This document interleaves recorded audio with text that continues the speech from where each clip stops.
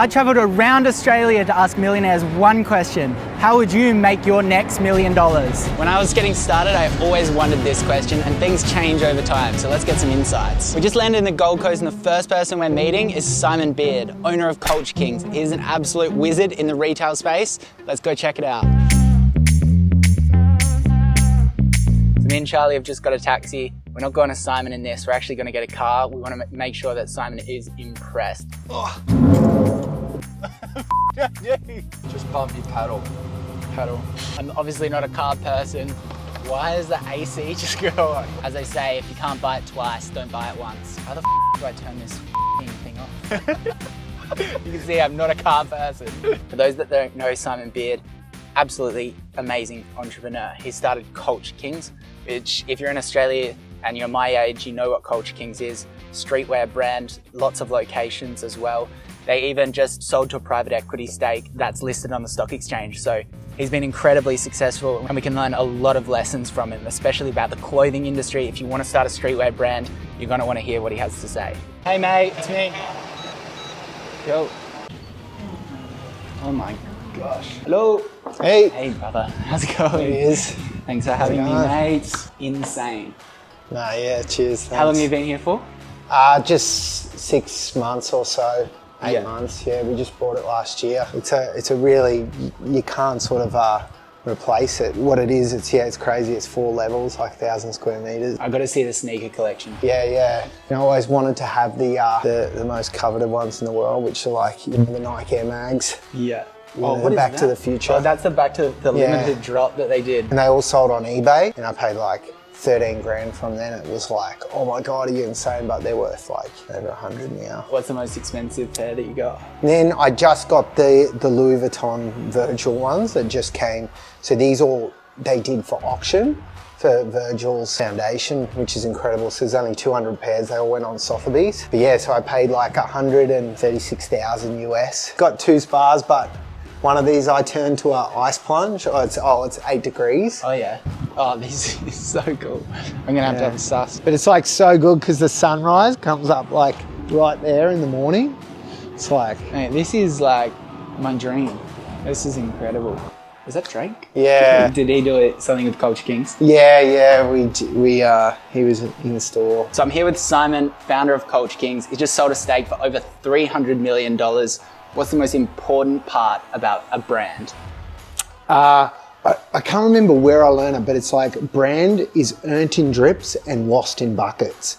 And it's this thing is, as much as I talk, everything, it's a game changer. Oh, this is the next level. It's just a drip and it's a drip and it's a drip. And it's just to be really careful of like when you're going to do something, make a decision, in that wrong stake or the frantic sort of energy where you can just pour it out like a bucket. Yeah, what's your morning routine like? So I wake up at 4 and then I do the big thing, like I don't hesitate. I hit that ice bath within about like a minute. I try and not quit. Yeah, I literally wake up and grab the towel and just try and, it's that thing of overcoming your mind, trying to talk you out of it. Like, no, not today. We sold half of Culture Kings last year, and got like 300 million off the table, which was really cool. And then, but then the rest, we flipped into a public company so we could just scale, and we've got a big stake in that. Talk us through the process of going public and, even that phrase, taking it off the table. I'd love to hear it. As an entrepreneur, you have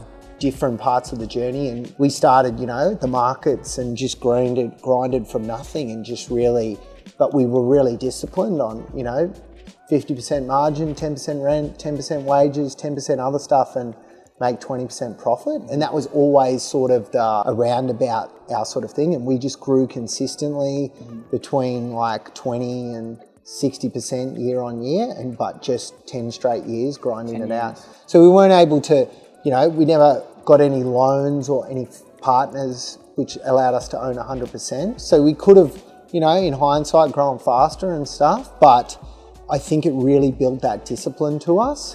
But this is the thing, as an entrepreneur, it's sort of, doesn't matter how big your business gets, it's actually quite hard to take the money out because you always got to spend for the next thing and the next thing, and especially if you want to keep growing. That's where we were in that situation, and we looked for, for us as our opportunity. I've always sort of thought like these iconic stores that we could create around the world in these best locations that create the feeling, the state, the emotion, the Disneyland of street sport, music, lifestyle, culture, like, and then backing that up with the best online store. You know, that was where we felt taking some money off the table so we can really achieve that. And you're in America now? Yeah, so we're online and got our warehouse, and our first store in Vegas, this crazy store opens in November. The store will just literally dwarf anything we've done in Australia. How did you kind of make your first $1 million? The first million was definitely a grind. You know, I started at the markets. I always had this goal at school, like to never work for anyone. I was just going to be an entrepreneur day dot. And yeah, I started at the markets just importing these little gadgets out of China and then selling them. And I suppose I wouldn't have got to that first million I was there for a lot of years grinding, and maybe would have got to the stage of turning over $1 million. But, you know, when we talk about turning over $1 million and turning over $1 million is still exactly what everyone wants to achieve. I remember there was a time when I screenshotted, you know, when it clicked over $1 million in the bank. In the bank, it was like the most euphoric feeling, like crazy. looking at it. And then I remember like the next day having to pay all bills and it went down like 800, you know, it's like fuck. So if you had your time over again, how would you make your first $1 million? Would it be in streetwear again? In today's world, like I was sort of giving this advice to someone else of like, if I had to start from scratch, the first thing I would do I'd go out and just products that I like and stuff that I have at home and I like, I would just make video content ads of it and DM to the brands and say, you know, I'll license you this video for $250.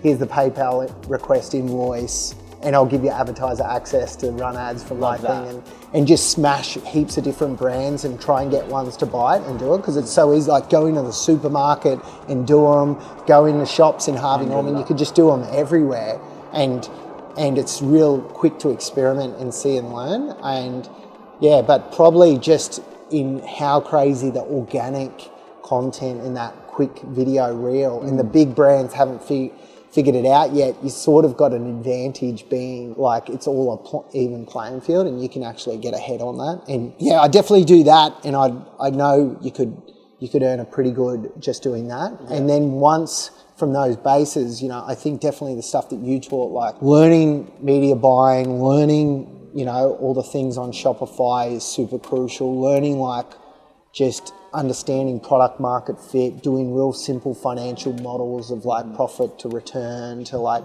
learning all those sort of aspects, and then finding something that you're super passionate in, because that's what I believe is when you're super passionate, you're going to have the energy that's required to really grind it and make it happen. Like I'm a huge one on that, energy management over time management. Yeah.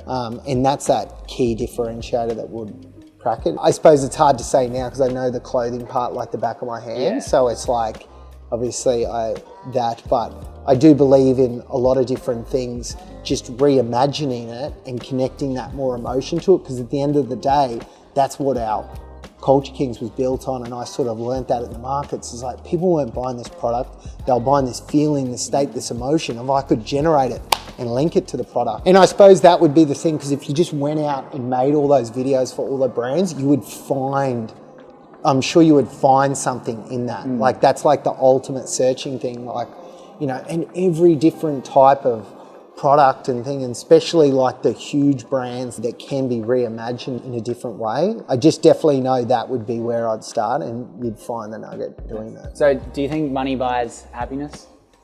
No, it definitely gets rid of unhappiness though. So in a way, it buys you comfort. That's what it does. And that can be a good thing and it can be a bad thing, you know, because I believe happiness is being challenged to get on top of things. And it's that fine fucking balance of like, oh, am I going to pull it off? And then you pull it off, like that's the magic. The euphoric you know, feeling. challenge, get on top of things, and so you always got to be chasing the next challenge. I'd always heard that when I was sort of younger, but I wanted to sort of find out for myself. But you know, I can tell you, but it is, you still get those that, you know, is going through all that. It's the journey is all the fun. Mate, this has been incredible. I think all young entrepreneurs to see what you've done, especially Aussies, to kind of find your blue ocean, as they call it. I know you're busy and, you know, you're still grinding, getting up at 4 a.m. So it's been incredible. I appreciate your time. No, yeah, thanks. Keep making that cool content. I actually get my whole like marketing team to watch it and stuff. I'm like, watch this. This is like the blueprint, you know. So as expected, Simon was absolutely genius. I think you probably underappreciate how much knowledge someone like that has to get where they have. You know, that is the entrepreneur's dream, to build up a company that you're so passionate about, that's changed lives, that pretty much accomplishes its mission, do a big exit to create financial freedom for yourself. That's exactly what, you know, a lot of entrepreneurs strive to do. That was amazing. We're going to go see Mitch Orval now. Now, Mitch Orval was one of the first Australian YouTubers, building millions of views through his channel, Angry Dad. He's going to drop some real knowledge bombs. He's going to be contrasting to Simon. He's super mindful. He doesn't even do YouTube anymore. So I want to understand that journey. Let's head there now. Hi, mate. Good, bro.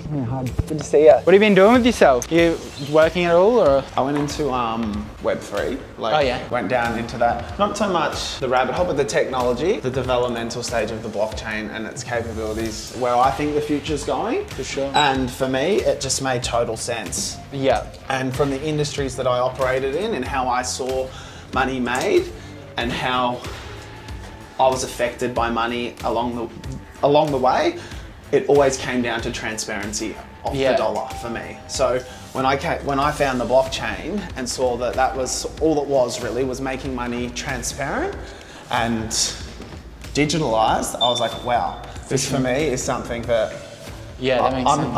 I'm interested in. I've been investing in domains actually. Domains. So as you like, you know. So crypto domains. So, correct. So as like, there was the .com boom, like I've now gone into what I think is going to be the .com boom of Web3 and been purchasing assets in the future and trading domains. That's cool. We're here with Mitch Orval, one of my favorite YouTubers and good friend as well. We're going to pick his brain today. Tell us about how you started making your money initially. It's crazy, hey, because when you look at YouTube now as what it's designed for, and you look at YouTube as where it actually started in my life, I actually started a YouTube channel 13 years ago, right? Back in the day. But not to upload content of myself. So I didn't see that avenue back when it started.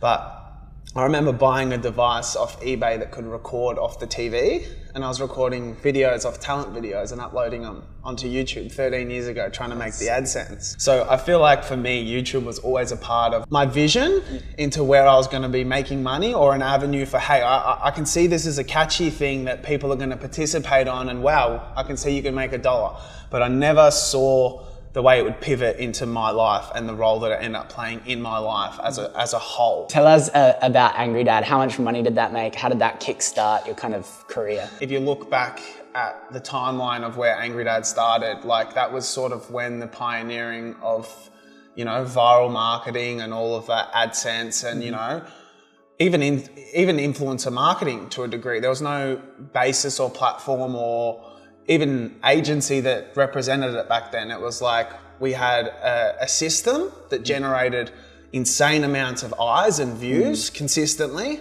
but we didn't really know what to do with it. So it sort of became up to us really how proactive we were, how creative, how clever we could be. I mean, we ended up getting represented at times and we had management at times. And as obviously the industry grew, we started to grow, but it was all about for us how we could be creative with product placement in videos. I'll talk about a video we did with Steggles. There was a chicken, like a Steggles chook, and the chook was you had to flavor it by sticking a can of flavoring up its ass.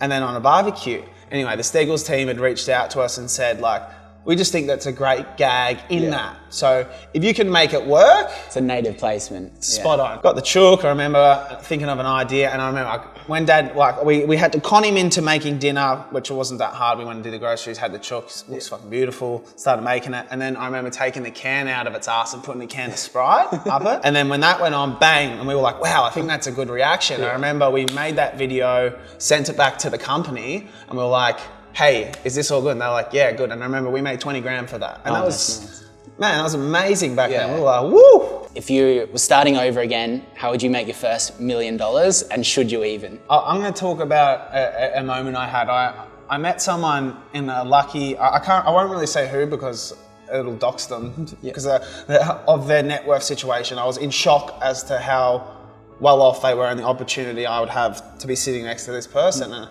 I said to them, hey, if you had one piece of advice to get to, you know, what you've got, what would it be? And he said to me, find out where the world's going and get there first. And that stuck with me, right? Powerful. It really stuck with me, especially at the time that we have now, I feel, in this transitional period between where technology's going and where the future's going. Everyone's announced their plans into, you know, Web3, metaverse, cryptocurrency, everything. You can follow the money, you see where it's going. Now, at a point of recession where things are cheap, you know what I mean? If you have a couple of dollars around and you're looking to make your first million, my tip would be ENS domains. So they're called Ethereum Naming Service. And I think the .eth domains are going to be the new .com. So when we see this all pumped back up and we end up, I think that it's gonna really take over. So it's a low risk, high reward.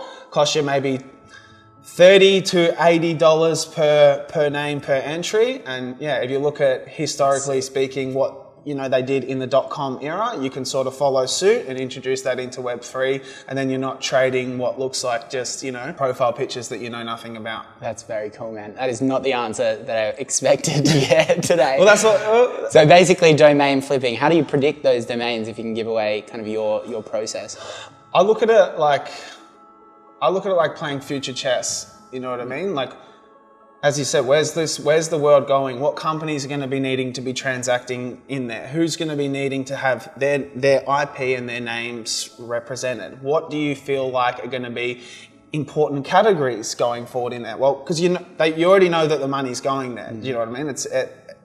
It's everyone's future. It's everyone's plans forward. So it's like all you have to work out is where you can get ahead and put little blocks in place for eventually sit on and wait for the world to catch up. And you kind of achieved what heaps of our viewers would have even wanted to achieve, with YouTube. You're working with really cool brands and whatnot, but now you've stopped that. Can you tell me about that, why that is, and you moved into different areas? Yeah, it was, as I said, like, I natively fell into this position. I started pranking my dad when it wasn't a career to look for, an opportunity to look for. It was something that I did, and then I uploaded it, and then it started. And then it was like, then you made a channel, and then you made a page, and then naturally I moved away from my family. So I started another channel with my partner who I met who had a channel. And it was very evolutionary, right?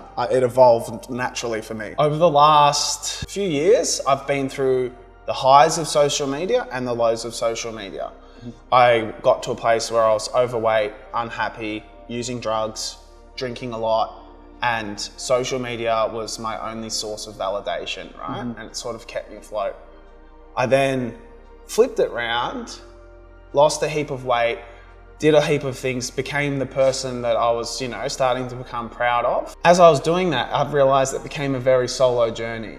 And whilst I was trying to evolve and grow as an individual, I was not saying held down, but I was tied to an identity that I had online, which was attached to hundreds of thousands of people. And it wasn't you.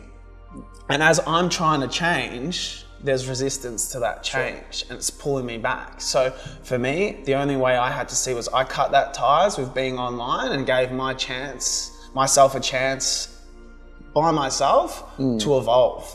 And I feel like, when you're online, it's very easy to fall into the trap of looking for just knowledge, you know what I mean? But I have a very, very big appreciation for specific knowledge, and I feel like that's found by genuine curiosity, not just going to what's cool or what's trending or what's hot. And as an individual, had to back myself in to find that on my own terms. And I thought, I don't have to be online for that. And when it comes to my family life too, and my relationship with my partner, my mum, my dad, my friends, it all got better because the things that mattered were there. Yeah. And it was an important decision for me in terms of living my life and not just proving to the outside world that I had one as well. Yeah, that's incredibly mindful. I definitely know, like, I never wanted to do social media, and I only ended up doing it to probably assist the business, but you can feel the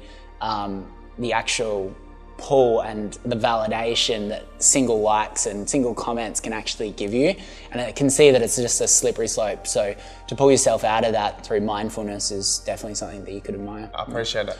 And would be remiss if we didn't talk about Chloe. She's obviously not here, she's too busy. I'd love to just talk a little bit about Zep. One thing that I noticed, when I met you both for the first time is just like, you see the influencer side of things, but you don't really understand how creative you both are and good at business. Like, both of you complement each other very well in that. Tell us about Chloe and also Zep as well. Honestly, it's such a cool time to have this conversation too, because Chloe is someone I've admired in business from the very get-go, because what you might not know about Chloe is she's only 23 now. When she started Zep 3 years ago, she was 20 years old. She'd saved up 36 grand and put 34 grand into product and into starting this business. Amazing. She never paid herself a wage. She made money, yes, influencing and doing other things, but she never took a wage from that company.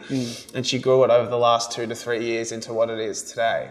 And I must have got emotional thinking about that, but she neglected the business for the last year and a half because she decided to take on the role as being a mum.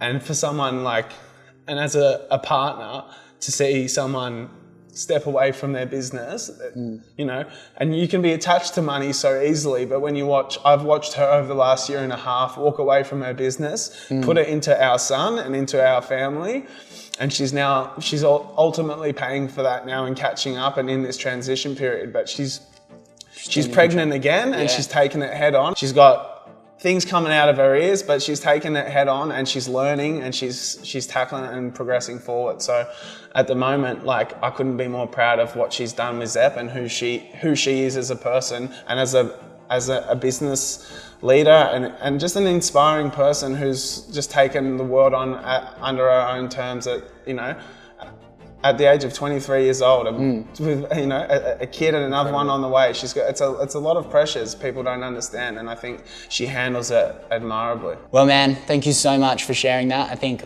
people love getting the contrast of where your mind is at versus some of the other millionaires that we're talking to at the moment. So I appreciate it. That's it, bro. That's what it's all about, polarity. Thanks, mate. One thing that you'll find in common with all of the entrepreneurs that we interview is that they all read. As Naval says, read what you love until you love to read. And then just constantly, even Simon was talking about just not getting stuck in that Netflix trap of just watching entertaining things that just melt your brain and don't create any value for your life. Granted, you can do that stuff to switch off, but you definitely need to get in the habit of reading new things and learning new things.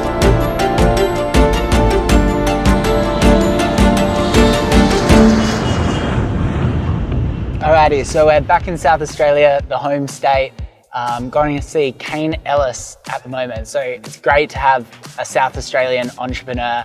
There is one other South Australian entrepreneur that I can't wait to show you as well, but Kane is brilliant. So he started an app called CarSwap. Also, he's into crypto a little bit, so we're going to try to ask a couple of questions about that. Super smart guys. Let's see what we can learn from him. Hey. Hello. Hey, how's it going? Yeah, good. See ya. Come on through. Yeah, this is pretty much where we get all the work done. Yeah. Yeah, got some of the team to chuck that on for us. Just looks really nice. We work directly with pretty much most dealerships within Australia-wide. What we do for the dealerships is we provide a two-stage solution. So one is commerce on a mobile platform. So that's the facilitation of providing the dealer all the users' cars. So we've got over 150,000 registered users, worldwide that is. So what we do is we put the dealerships in and amongst all those other users. Yeah. Similar to how Tinder works. Yeah. Dealerships really wanted to get in amongst that action. Yeah. They hate dealer-centric markets. Not many users feel safe with the dealership. Sometimes they feel like they may not be getting the best value for their car. Yeah.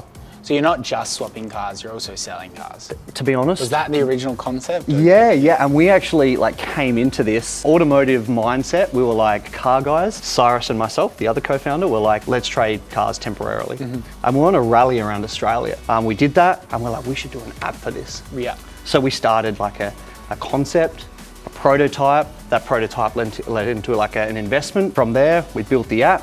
And here we are 5 years later. Where the screens came into it, you go to these dealerships, especially in Melbourne, crappy Amber, the construction site screens? Yeah.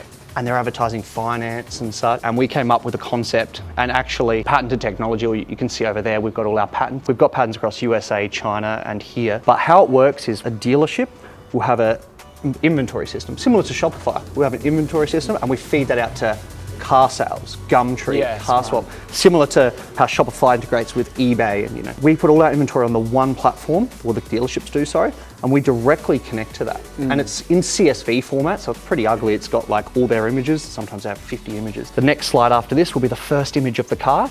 It will have the make and the model up the top, and it will have the price down the bottom left and on CarSwap. That's all automated. The dealership plugs in this screen. It grabs their cars from that inventory system, puts it into a visual format. Yeah. We patented that technology across Australia. Hey everyone, we're here with Kane Ellis and he's got some stories to tell. I think he's the only one that's got more businesses than me, so I can't wait to dive into them. Kane, I'm going to start with maybe a confronting question. Can you give us any indication on how much your businesses or you are worth at the moment?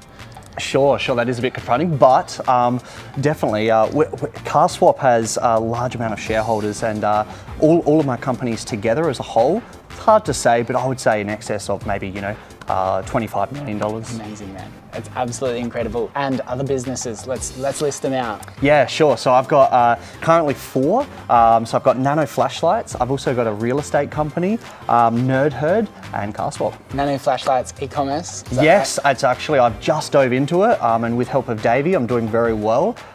In my first year, I'm still at 10 months, I think.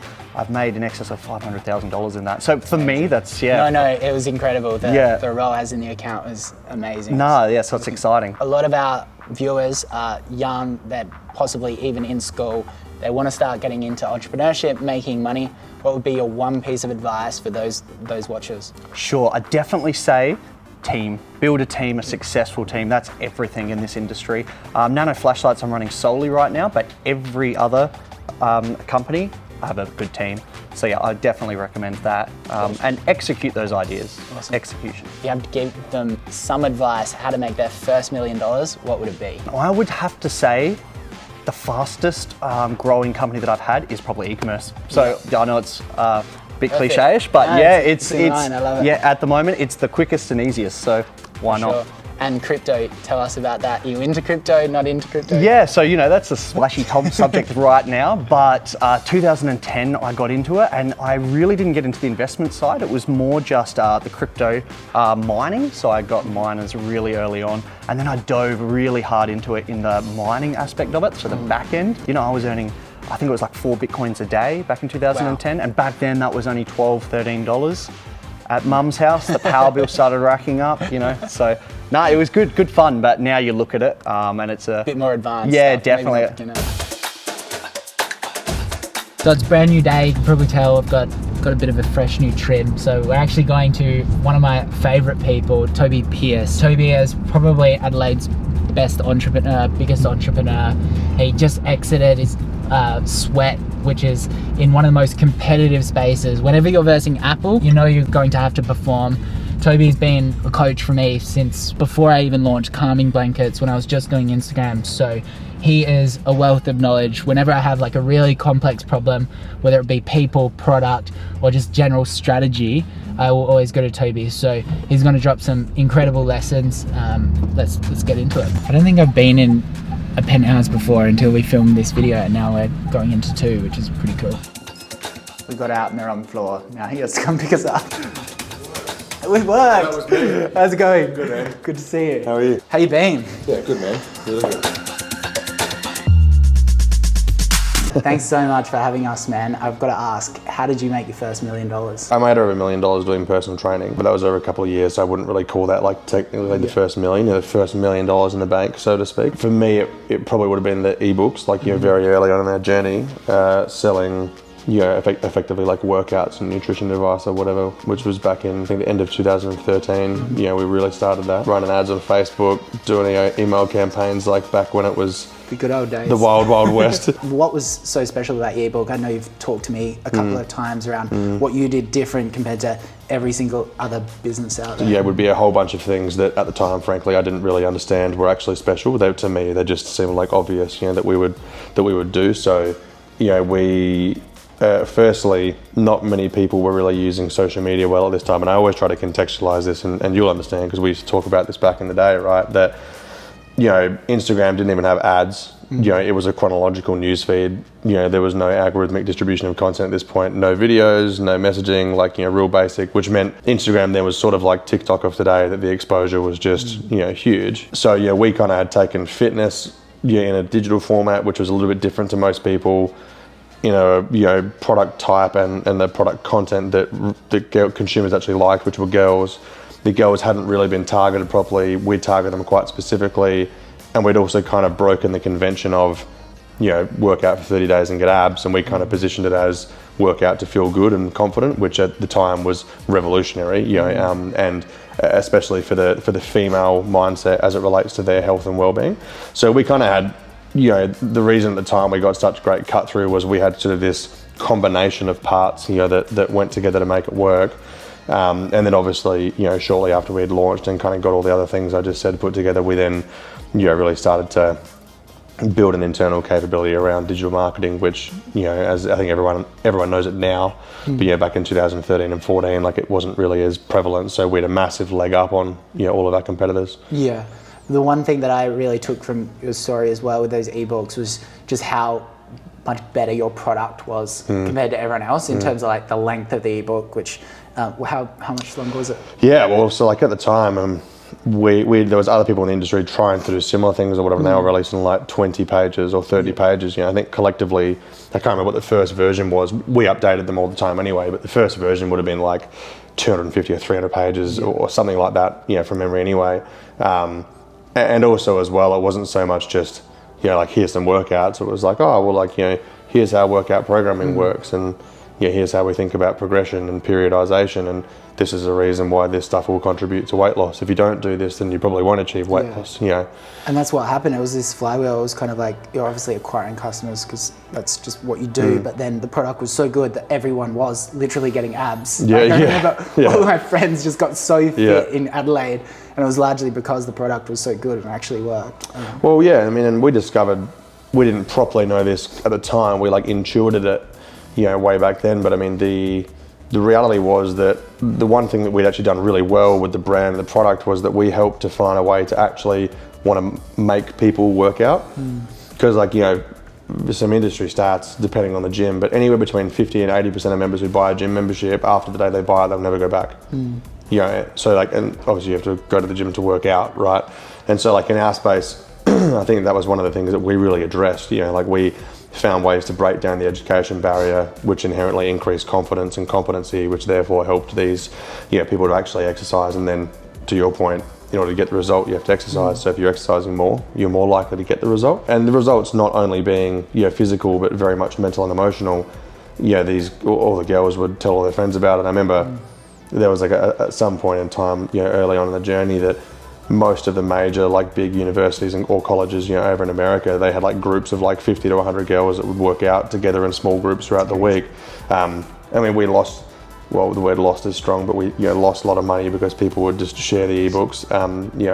Digital security wasn't quite what it is now, obviously back then. But you could also argue that even that like viral, gifting and sharing, loop to a degree helped build these small networks of women around the world, which then built the brand, which then built the opportunity for what happened later. For sure. And then what did happen later? You've obviously got Sweat. Can you walk us through that transition? 1st of January 2014 was the very first workout book, but we had some other stuff before that. So that first year, kind of went from 0 to 100 really quick. I think within 2 years we were like on a run rate to do $25 million a year in ebooks or something like that. I couldn't remember the exact number. Nothing like the entrepreneur mindset to kind of go, oh, I've got this great thing, maybe I could destroy it and build something better. But no, for a lot of different reasons, there was a whole bunch of ideas floating around, and I pulled together some info that suggested that maybe the next big opportunity was subscription, and it was mobile, and it was video, and a whole bunch of other stuff, but an application basically. We built the app, which was initially on iOS and web. In hindsight, it was terrible, but it was also terrible at the time, and we kind of didn't like that, but we'd already sunk so much money into it. We'd kind of already pre-committed, but we put it out anyway. Got lots of complaints, but we ended up remedying that and then making that work. We released it on a whole bunch of other platforms over the following few years. We evolved the brand from Kayla to Sweat with Kayla, and then to Sweat, which was always part of this sort of what we thought might be like a 5-year mission to build a brand platform for trainers to come onto for any woman in the world to work out, which was later on in the journey our company purpose kind of became empower any body with fitness. And then obviously later on we ended up bringing in a whole bunch of other content partners, expanding to 190 plus countries. I think it was like 10 languages at the end, $100 million in revenue, and then sold the company to a large conglomerate. If you could give advice to entrepreneurs out there, how would you make your first million nowadays? I mean, if you had to like look at it categorically, it depends what your goal is. If you're trying to make your first million building something that could be $1 billion, versus making your first million for something that might only ever make a few $1 million, probably be quite different. But if I was to stick to the assignment strictly, it would probably be e-commerce, and it'd probably be a social media driven brand. Something like, I don't know what the product would be, but I'll be doing it that way, I think, if I was kind of in it to do it quickly. I think the cycle of e-commerce products and the complexity is going to continue to increase, so that opportunity may not necessarily always be there. And the ceiling's definitely there as well. You hit it quite quickly as well. Yeah, and that's like quite an interesting point, right? And which is exactly the reason why I make the remark around, are you trying to make $1 million to get to $1 billion, or are you trying to make $1 million to get to a few million? Because they're kind of fundamentally different businesses. To get optionality, to get passive income. Yeah, correct. We experienced the ceiling at Sweat of like the business model in stages.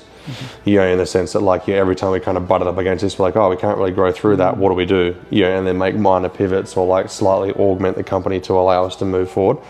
But I mean, everything's got a ceiling. You just want to try and find something that has a big ceiling. What was the biggest mistake you made when you first started out? When you've made as many mistakes as I have, it's really hard. Yeah, it's really hard to kind of narrowly think about one mistake that I think stands out, because there's so many. If I had to try to at least categorize, and maybe I'll answer the question for two, even though you asked for one. I think one probably was I didn't spend enough time building my people management and leadership skills early on. That was as a result of like I had no awareness what it was. And it's really easy early on to kind of say like, oh, it's the people's problem, but like at the end of the day, you hire the people. So like I didn't probably like recognize that enough. The second thing probably is I probably suffered a little bit from the Dunning-Kruger effect, like overconfidence when compared to my actual true competency level, in relation to human-centered design or like customer centricity, however you want to kind of think about it. I would often say to myself like, oh, doing what the customer wants, which was really, I heard some complaints, and so we did the complaints. But complaints only represent like a tiny portion of what the true customer desire is. And so if you're only listening to complaints and only building that, you're kind of building a business based off of a squeaky wheel, if that makes sense. Like squeaky wheel gets changed first, but doesn't necessarily mean that it's the thing that you should be putting all of your attention into, if that makes sense.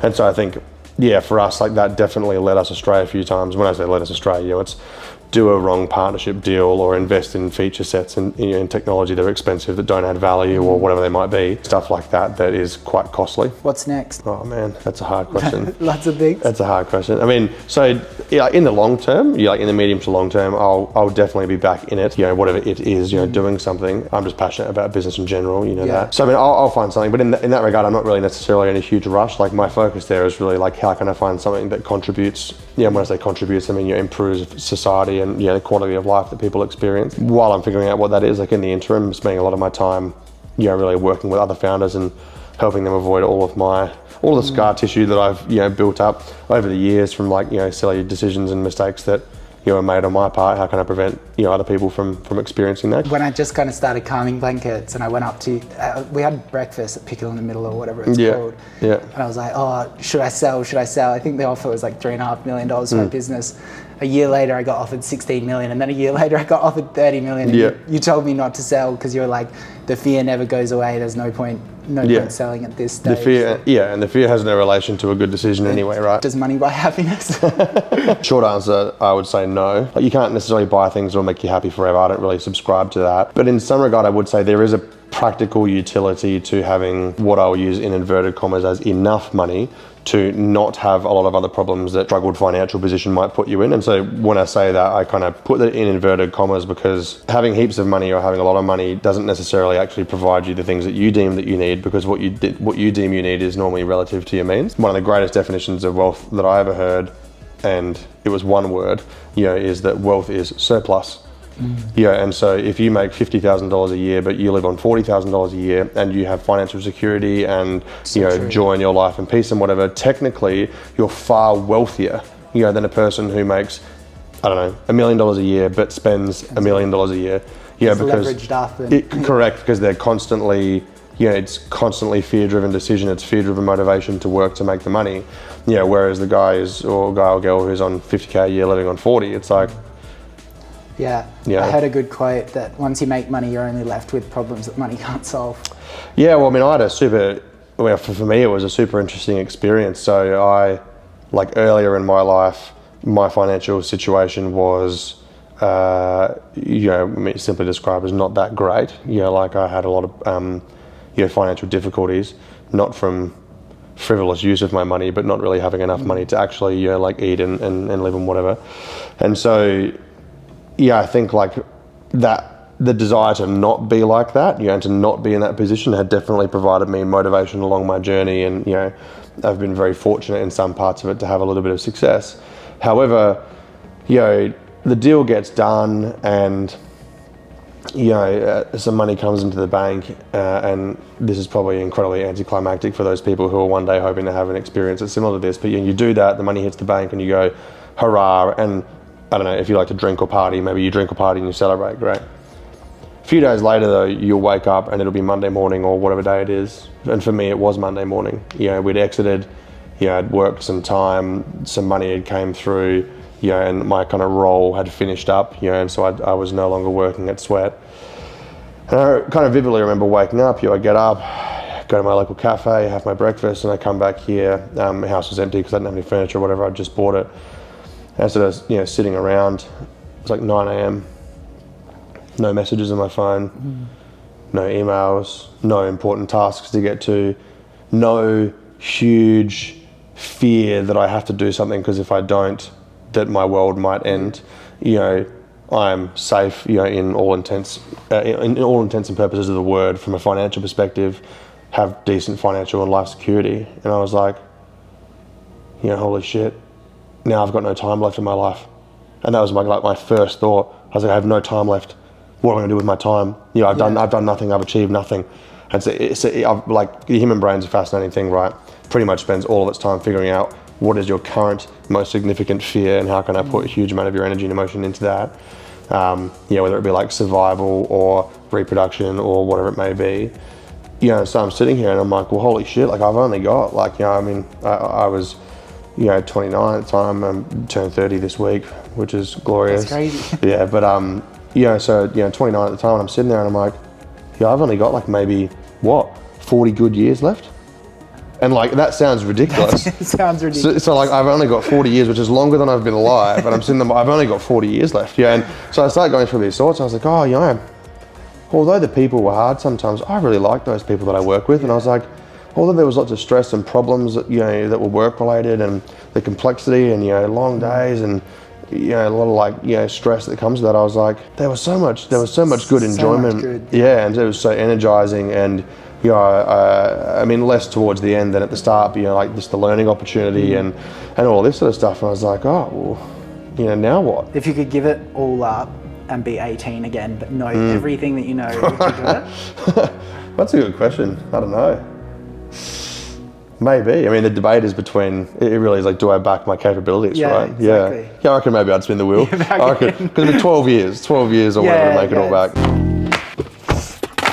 So I think it was a very good few days. I know I'm feeling more motivated than ever. It's always good to surround yourself with very successful people. Some of the people we talk to is obviously leagues above me at the moment. Feeling very, very motivated. I think the best advice we kind of got is kind of taking parts of each, in that, you know, what Toby was saying, like, what is your overarching goals? Like, it shouldn't be just to make $1 million.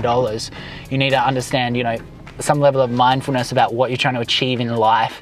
If it's, you know, a huge exit, or you're basically just trying to buy financial freedom for your family, they're going to be different businesses, and you need to consider that. A lot of people agreed that e-commerce is probably one of the best things to get into for young people, with low barriers to entry and basically just growth hacking at running Facebook ads. I think another part is like, what is your personality or character type? If you're a creative person, Simon's advice to, you know, start doing creatives and filming content for brands is a great piece of advice. But if you're maybe more like product orientated, maybe you want to, or, you know, just more data driven, maybe you want to start doing, you know, Facebook ads, and you could even start with a bit of an agency so that you can make sure that you can run ads before investing into products. So there's plenty of ways to get it done. I hope you enjoyed today's episode. I really want to get a episode with purely female-based millionaire entrepreneurs. If there's any female entrepreneurs that you want us to interview, please make sure you leave them in the comments, and we'll reach out and we'll do a whole episode on that as well. So thanks for watching. Don't forget to like and subscribe. Peace. Oh yeah, cool. You probably have 3. Oh, I've got the 4-wheel drive one, but then I've got the Urus, yeah. But then I've got a Huracan STO coming in July, and then I've got an Aventador Ultima in That's it.